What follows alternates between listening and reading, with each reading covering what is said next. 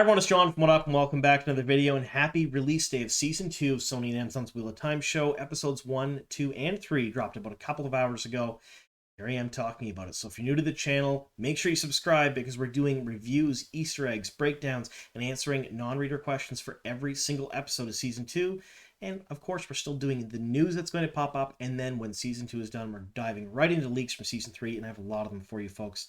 So again, please make sure you subscribe and share this stuff around. I want everyone to see what's going on here. Now, before we get into the review, I have to remind you folks of a couple of ground rules. My reviews are spoiler-free and then spoilers, so the first half of this video will be completely spoiler-free. We'll talk about the episode in a very general format. We're just going to talk back and forth. I'll give it a score out of 10, of course, and then I'll give my spoiler warning for the rest of the episode, and then we'll give specific examples of things I really liked and some things I didn't like from this episode in the second half of the video that completely spoils the episode. But I will not go beyond this episode. So if you're watching the spoiler version of episode 1, like the second half of this video, I'm not going to talk about episode 2 or anything going forward from that. We're concentrating just on this episode, so don't worry about being spoiled for anything else. The other thing I want to mention is all of my reviews are based on the merits of the show itself and just the show. Some content creators and some other reviewers out there are talking about differences between the books and the shows, and that's part of the reason why they're giving a certain score to the review, because they didn't like the changes or they didn't understand the changes. Just basing this on the merits of the show as if it was a standalone show and the books really didn't exist. That's what we're talking about here in these reviews. I don't dock any points for things that have been changed. That's more for my breakdown videos and stuff later on. When we talk about those things, I will talk about what's going on in the books versus what's going on in the show, things that were changed and amalgamated, kind of brought together. That's what that video is for. I don't do that in my reviews. All right, so also, Season 1 reviews were, well, a little on the low side. I think episode 1, I gave it a 6 out of 10, and I wasn't very impressed with it due to a ton of different reasons. And they're all outlined in that. They're in a playlist here on the channel if you want to go back and look at my Season 1 reviews. But I will say a lot of the constructive criticism I had for Season 1, I'm not saying they listened to me specifically, but they listened to somebody, because most of it has been fixed, and not just fixed, but actually gone above and beyond what I expected for Season 2. It's really great. Season 2, Episode 1, I've said it a number of times, they had to knock it out of the park. Amazon really had to do it. We've had a 2-year wait between Season 1 and Season 2. Season 1 kind of ended on a really weak note. Episodes 7 and 8 were not as great as everyone would like it to be. They were plagued with a lot of problems. And they did the best they could, but they were fairly weak as far as seasonal episodes go, especially the end of a season. And I said a number of times, they have to really do a good job the first couple of episodes of Season 2 to gain the fans, not just their attention, but some of their trust back as well. And I'm telling you, they absolutely did that. All right, so for this particular episode, I gave it an 8 out of 10. That's a really high score for me because I was very, very impressed. I will say that if you're on the fence about coming back for Season 2, if you've watched Season 1 but didn't particularly like it, you need to come back for Season 2. This episode just went and showed me how good the Wheel of Time can be as a show, and they did so many things right. First thing I want to talk about is the pacing. Now, Rafe Judkins has said a couple of times we're getting a few extra minutes per episode, just slightly longer run times, and they used every second to their advantage. This was perfect. The pacing in these episodes was amazing. Nothing felt rushed. Nothing felt clipped or cut off. Everything felt complete and whole, like they did editing and pacing properly for the episodes, which was something they struggled with a little bit in Season 1, and I mentioned that quite a few times. The dialogue and the writing, really, really good. They did a very, very good job with the dialogue and the writing in this particular episode. And that leads right into character development. The entire episode, maybe not the entire episode, but most of the episode was spent with character development. Yes, there was a little bit of action. There were a few things going on, but they spent some time. They slowed down. They spent some time with each one of the characters and the groups of characters, and you got to see how they interacted. You felt their motivations. And at the end of the episode, you felt like you knew each and every one of those characters. Not only was it a great way to introduce or reintroduce these characters for the second season, it was a fantastic way to make friends of them, because at the end of episode 8 in Season 1, they still sort of kind of felt a little bit like strangers to me. And they did not feel that way at the end of this episode. I was very impressed with the character development and how it was more of a slow burn and not an explosions per minute metric that we're seeing in so many M's on shows right now. Now, the other thing we'll talk about are the sets. The sets, both indoor and outdoor, the locations are gorgeous. None of them felt cramped. None of them felt like it was a movie set or a television set. None of them felt like it was a studio. They all felt natural. They felt much bigger than they actually were. The way they handled the camera angles, the way they handled where the characters are placed, how they are cut from one scene to the next, made everything seem much bigger, much more wide open than you would expect, especially considering some of those sets aren't that big in indoors. So now we're going to talk about VFX and special effects, the bane of my existence. If you folks have followed the channel for quite some time, or even if you're new here, it's probably a good thing to know that I hate CG. I absolutely loathe it unless I can't tell it's CG. If I can't tell or if I don't notice, it's absolutely fine because it becomes just a part of the show, a part of what I'm watching. But if it's even a little bit off, it's going to draw me out of that immersion, and I will notice it and nothing else for the rest of the episode or the rest of the show, and it will become a major bone of contention for me.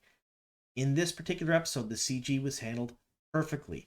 The special and VFX were both handled perfectly. It was interspersed with some of the sets to make them seem bigger. It was interspersed with how the characters acted. It was interspersed with a lot of the different aspects of the show in such a way that it didn't draw you out of the fantasy of watching the show. You didn't notice it was there. It just kind of augmented and enhanced everything.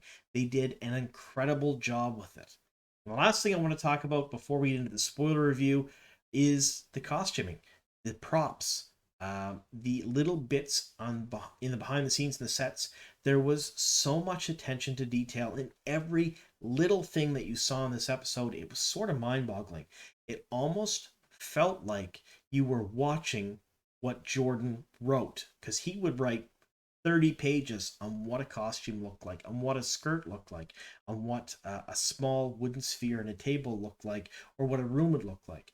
As you're watching each of these sets, they're not really minimalistic. They don't cut out things in order to save time. There is a ton of stuff there, and everything is intricately made. The costumes themselves are absolutely gorgeous. I have nothing but great things to say about the way the characters looked on screen. So again, before we get into the spoiler review, 8 out of 10, an absolute banner entry and a very, very good way to start the second season. Again, if you're on the fence, if you're thinking about maybe watching season 2 and you found this video and you're kind of trying to take somebody's advice on it, give it a shot. This first episode felt right. It's the best way to say it. They did such a good job with this one. I was incredibly happy with it, and I can't wait to talk about the next 2 episodes, but we're not doing that today. Now, before we get into the rest of the video, I have to give a bit of a spoiler warning because we're going to talk about the episode itself. So, spoiler warning, if you have not seen Season 2, Episode 1, Sony and Amazon's Wheel of Time show, be forewarned, I'm going to ruin plot points and character arcs and big fair bits of the episode, talking about it and giving specific examples why I like certain things that are going on. All right, let's get on to the spoiler version of this review. All right, so spoiler freeze out of the way, scores out of the way, 8 out of 10, really great score in my opinion.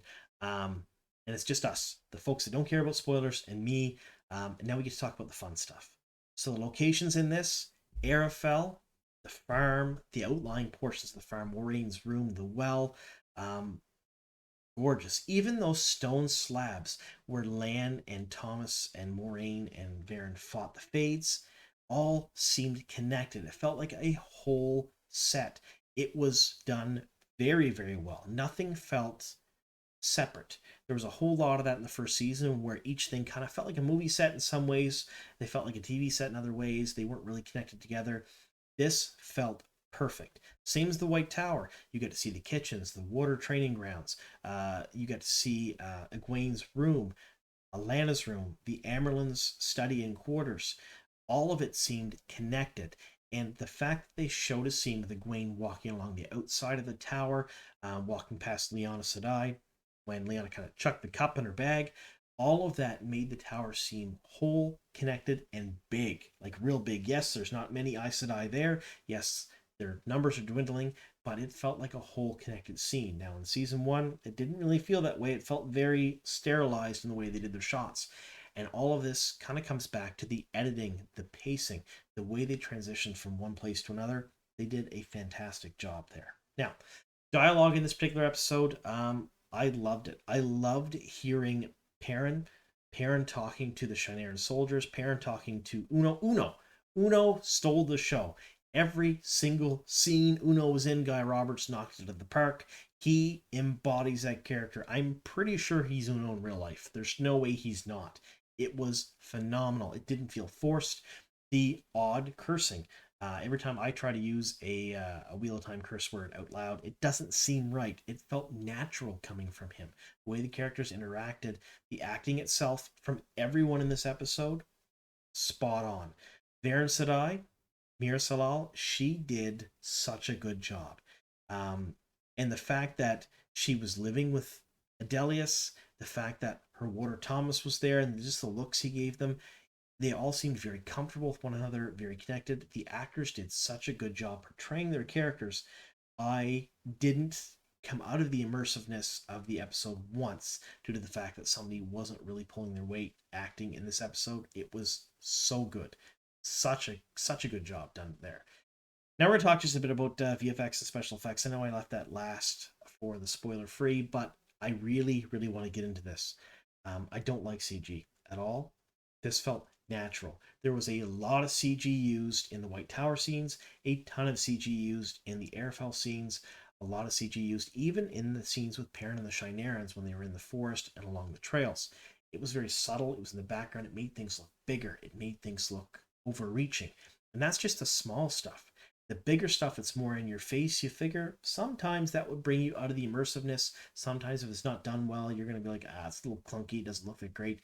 They did it perfectly. The channeling in this particular episode was phenomenal. We get to see different colors for the weaves. They were placed perfectly on the screen. It didn't feel cluttered. It didn't feel overdone. The hand movements and gestures when they were actually channeling felt like they suited and fit what was going on and what was kind of digitally added later perfectly. The fact that Varen lit her warder's sword alight and he ran through a fade from behind, pure poetry. I loved it. I did not have a single complaint about the CG in this particular episode at all. The Trollocs at the very first, the practical effects on them, awesome. The only maybe little complaint I had about CG in this entire episode was one of the Trollocs when they were kind of running towards the door. You could tell it was augmented just a bit. I didn't like the movements, although that's just me being a little nitpicky. And the other thing that I kind of sort of had a problem with, as far as the character development went, I've mentioned that a lot, and I bragged it up a lot for this particular episode. The only character I feel didn't get the proper time in this episode rather was Matt. His scenes in the tower basement, they felt a little bit more disjointed from the White Tower. He didn't get the time, I don't think, on screen to be able to really focus on his character motivations, why he's there and whatnot. But I think we're going to spend that time in the next couple episodes because they did such a good job building everyone else up.